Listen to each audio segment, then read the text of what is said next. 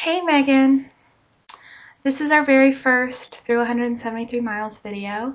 I said I would go first because I'm not nervous about putting it up, and then I clicked the start button 12 seconds ago and I got very, very nervous. But what I wanted to talk about first for doing this was the very first time we sent you off to college. And the very first time we sent you off to college, you couldn't have a car. You can have a car where you went to college, where you're still going to college right now. And so we had to drive you up there without any car for yourself. And so when we got you there, we unloaded our car. We unloaded our car with all your stuff in it, and we helped you unpack, and Mom helped you hang up your clothes, and we asked if you needed anything else, and you said no, and then we took you out to dinner, and then we went back down the mountain and went home, which was fine. I was hot and a little tired, and people thought I was a college kid, even though I'm 2 years younger than you, and I was not a college kid at that time. And people tried to pitch UNC Asheville to me when they found out I wasn't a college kid, and you said no, I cannot go to the college you go to.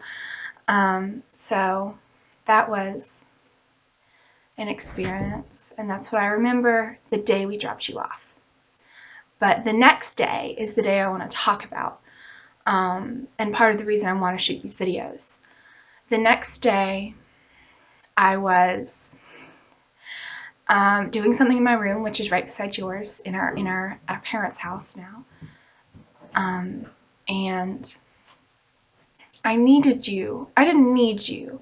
I wanted you for something. I wanted to have a conversation with you. I wanted to tell you something.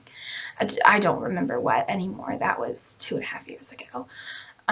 But no, it wasn't. It was 3.5 years ago. This is sad. You're almost graduated. But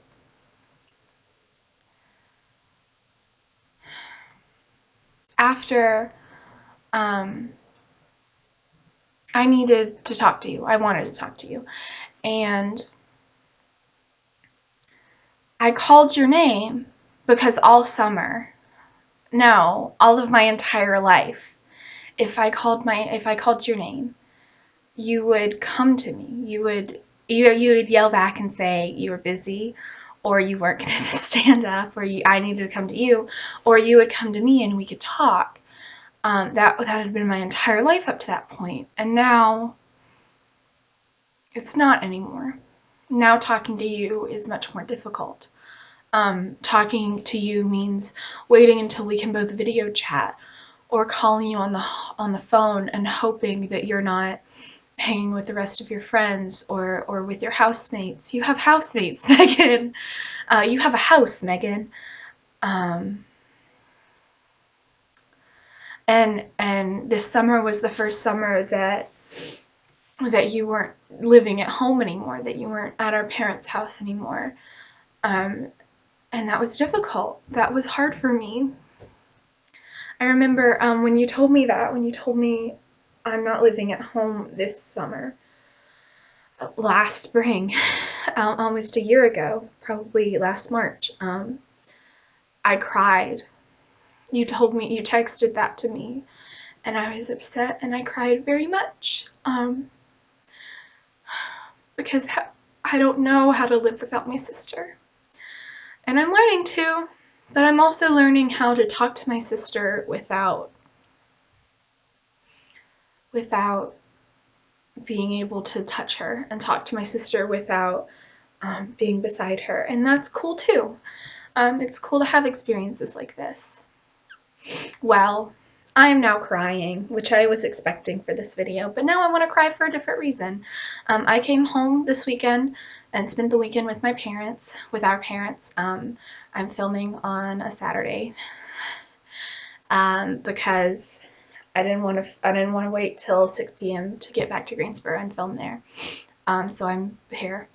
And our parents, our dad went through his closets, his and our mom's closets, because he was tired of all the crap in there.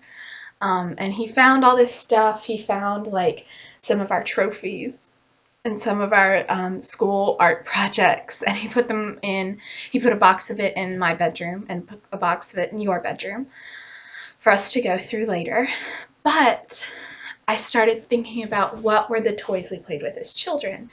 And we had this like set that was jungle animals, and it was a giant rock. And guess what? Guess what? I was telling our parents about it, and our parents said, wait, we have that. Wait, we saved that for children to come to play at our house. And then Mom just said, and maybe grandchildren, and then didn't say anything else because she doesn't want us to have grandchildren right now, just at some point. But look at it, Megan. Here is the rock that we played with for years and years and years. Isn't that so exciting? And here's the giraffe and the hippo. And look at this poor little hippo. It's got all of its paint is worn off. We played so hard with these things. And it always looks like it was going to eat something. And I'm pretty sure, like, the little tigers fit in its mouth a lot. I'm pretty sure we did that some. And this is just very exciting. It was very exciting to remember a piece of my childhood and find out that it is not something that our parents donated to Goodwill or our parents threw away, or that we threw away in a fit of frustration at still being considered a child in those younger teenage years. So